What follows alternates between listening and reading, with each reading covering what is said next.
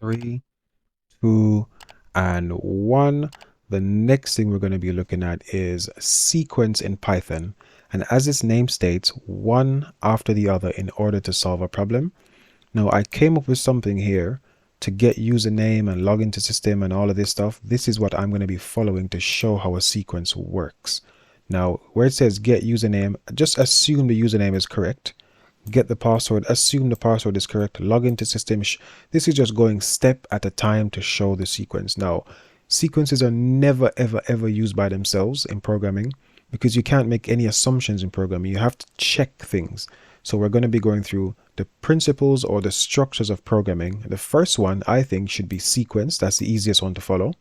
Then we have selection, and that's going to be a decision. This is about checking something to help make a decision. So using if statements, which I'm sure you've probably heard of at this point.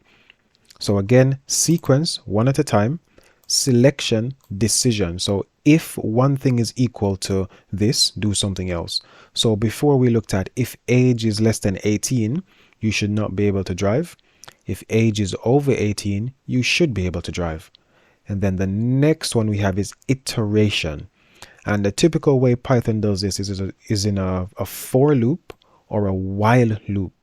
So we simply keep running that same section of code again and again and again and again until the conditions are met. And finally, we have functions and return values. Not a fundamental thing in programming, but a very useful thing to have.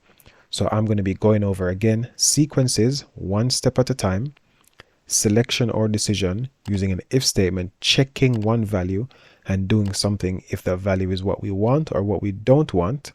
And finally, we're going to have an iteration where we count, where we iterate, where we go again and again and again using a for loop or using a while loop.